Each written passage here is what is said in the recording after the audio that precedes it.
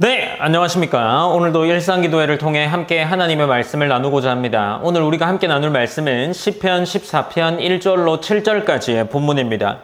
시편 14편은 인간의 죄성과 하나님의 구원을 함께 보여주는 시편이라고 할 수 있습니다. 특별히 이 시편은 사도 바울이 로마서 3장에서 인용했다라고 할 만큼 중요한 시편 중에 하나입니다.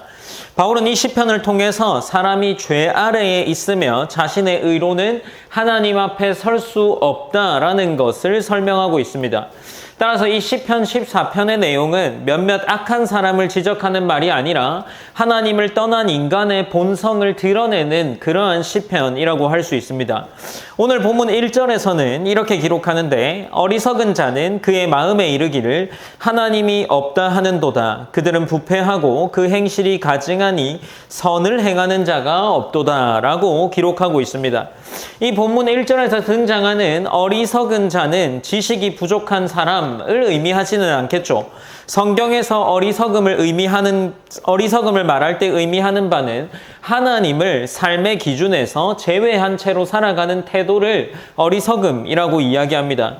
또한 하나님이 없다라는 말도 어떤 무신론적인 이런 태도만을 의미하지는 않죠.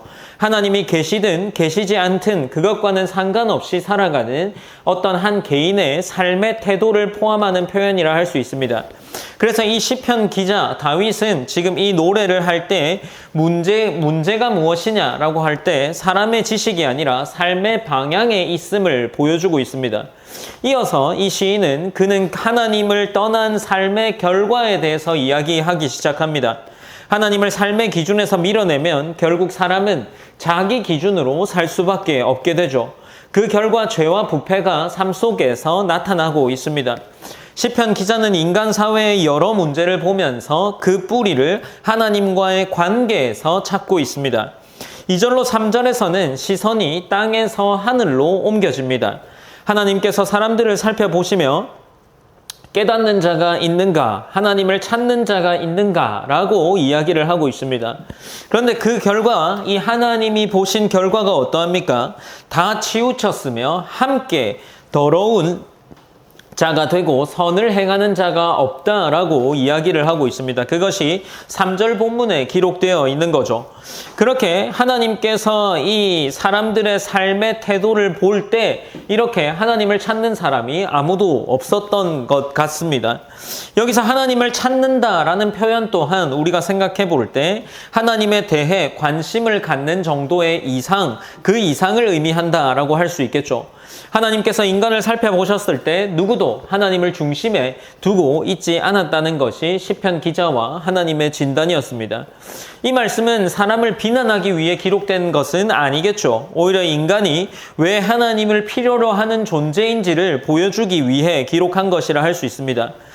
사도 바울은 이 말을 로마서 3장에서 인용하여서 모든 사람이 죄 아래에 있기 때문에 누구도 자신의 의로 하나님 앞에 설 수 없다는 것을 이야기합니다.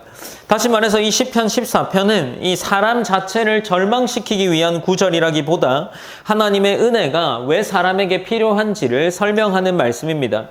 이제 4절로 6절 말씀에서 시편 기자는 하나님을 떠난 사람들이 결국 다른 사람까지 해하게 된다는 것을 이야기합니다.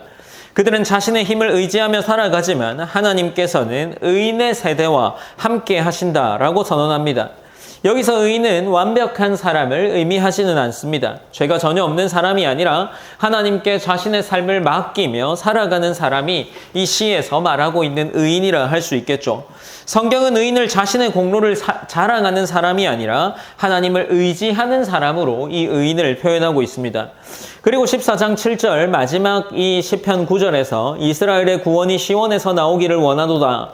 여호와께서 그의 백성을 포로된 곳에서 돌이키실 때에 야곱이 즐거워하고 이스라엘이 기뻐하리로다 라고 기록하고 있습니다. 소망으로 이 시가 마무리되죠. 인간은 스스로 죄의 문제를 해결할 능력이 없지만 하나님께서는 구원의 길을 준비하십니다. 이 소망은 결국 예수 그리스도를 통해 온전히 이루어졌고 하나님께서는 죄 가운데 있는 인간을 외면하지 않으셨고 찾아오셔서 구원의 은혜를 베풀어 주십니다. 이 시편 14편은 사람을 낮추기 위한 말씀이 아니죠. 오히려 사람이 왜 하나님 없이는 살아갈 수 없는 존재인지를 보여주는 말씀이라 할 수 있습니다. 우리는 자신의 경험과 능력을 신뢰하며 살아가기 쉽지만 성경은 인간의 참된 기준이 사람이 아닌 하나님께 있음을 분명하게 밝히고 있습니다. 하나님을 삶의 중심에 둘 때 비로소 우리는 하나님께 원하는 삶, 하나님이 원하시는 이 의인의 삶을 살아갈 수 있습니다. 오늘 우리도 이 말씀 앞에 우리 자신을 한번 돌아보아야 하지 않겠습니까? 나는 삶의 중요한 선택 속에서 하나님을 기준으로 선택하며 살아가고 있는가?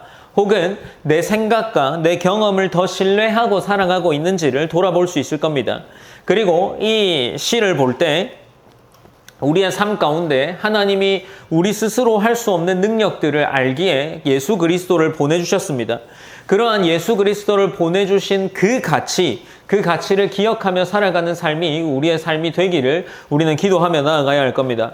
우리가 앞서 나누었던 말씀처럼 이런 말씀을 통해서 함께 오늘도 기도함으로 시작하기 원합니다. 첫 번째로는 삶의 모든 영역에서 하나님을 삶의 기준으로 삼고 날마다 하나님의 뜻을 구하며 살아가는 한 주가 되기를 기도했으면 좋겠습니다. 그리고 두 번째로는 나에게 베풀어 주신 하나님의 은혜, 그 은혜의 가치를 기억하면서 겸손과 감사로 살아가는 성도의 삶이 우리의 삶이 되기를 기도하며 나아갑시다. 제가 기도함으로 오늘 일상기도회를 마무리하겠습니다. 사랑의 하나님 감사합니다. 하나님 우리가 오늘도 일상기도회를 통해서 하나님의 말씀을 듣습니다. 하나님 우리가 들려진 말씀을 통해서 하나님이 보실 때에 어떠한 의인도 인간 스스로 될 수 없음을 이야기하십니다. 하나님 우리 자신 개인의 스스로의 능력을 믿고 의지하기보다 하나님이 우리에게 베풀어 주신 그 하나님의 능력과 하나님의 은혜를 깊이 묵상할 수 있는 그러한 성도가 될 수 있도록 하나님 인도하여 주시옵소서.